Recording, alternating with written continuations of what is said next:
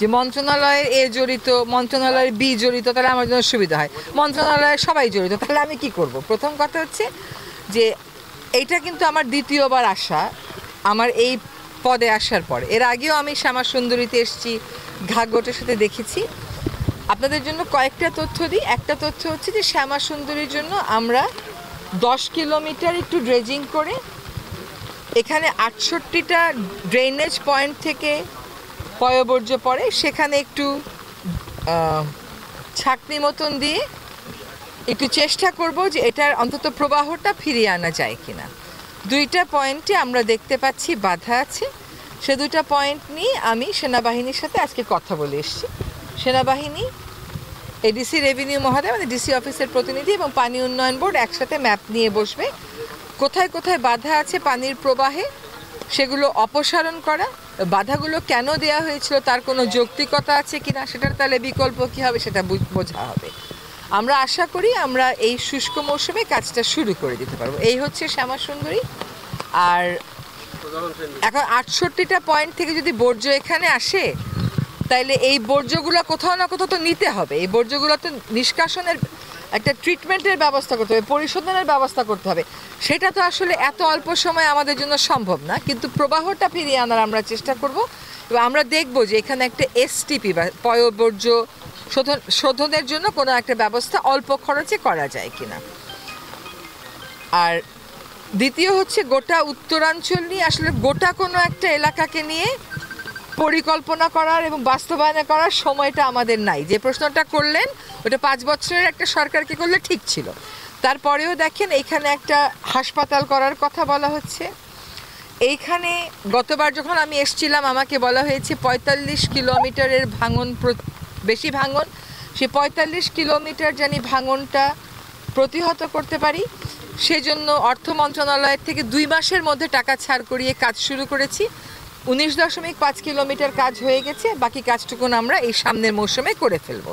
এবং আমি আজকে যে কটা জায়গায় গেছি সব মানুষকেই আমি খুশি দেখেছি যে তাদের জমিটা এবার ভাঙেনি। এখন বড় একটা দাবি হচ্ছে যে একটা পার্মানেন্ট বাঁধ করে দেন।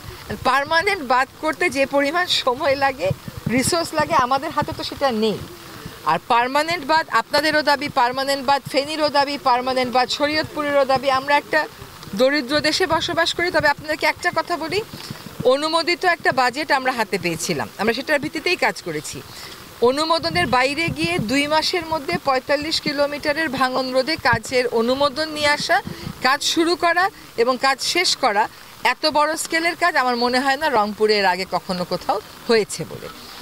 এখন এই রংপুরকে ধরে একটা পরিকল্পনার কথা যদি বলেন, এইটা আসলে আমাদের সে অর্থে সময় নেই। আমাদের ইচ্ছা থাকলেও সে অর্থে সময় নেই। হ্যাঁ, কিন্তু একটা যেটা বড় কাজ হবে সেটা হচ্ছে রংপুরের সবচাইতে বড় সমস্যাটা এখন পর্যন্ত, সমস্যা বলেন সমাধান বলেন, আপনাদের প্রাণের সাথে সম্পর্কিত দাবি হচ্ছে তিস্তা।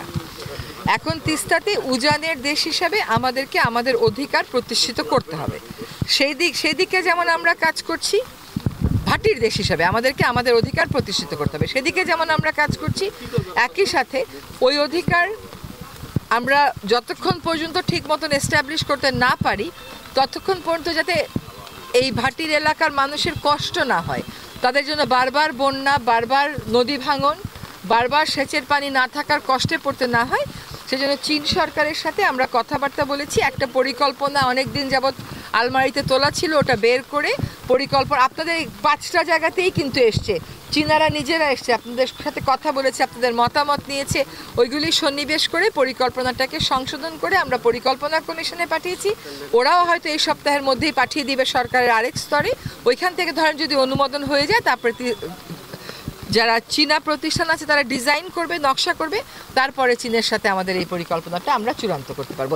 এইটা কিন্তু অনেক বছর যাবৎ ঝুলে থাকা একটা কাজ, যেটা আমরা একটা চূড়ান্ত পরিণতিতে আনবার জন্য কাজ করে যাচ্ছি। নির্বাচনে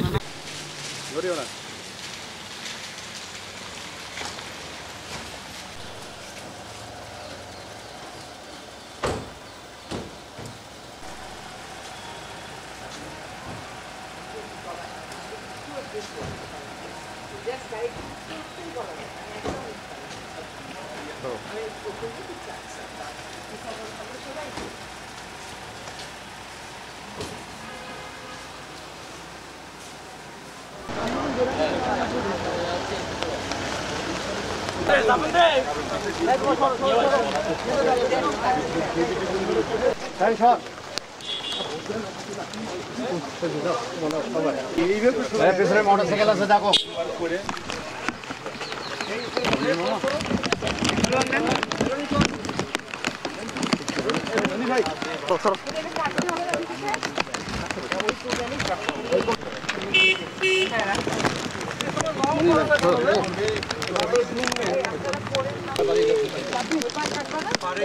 যমুনা এদিকে আয়, যমুনা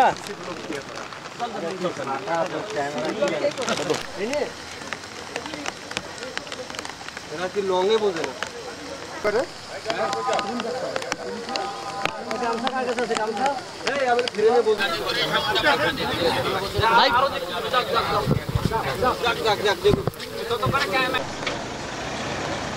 মহিলা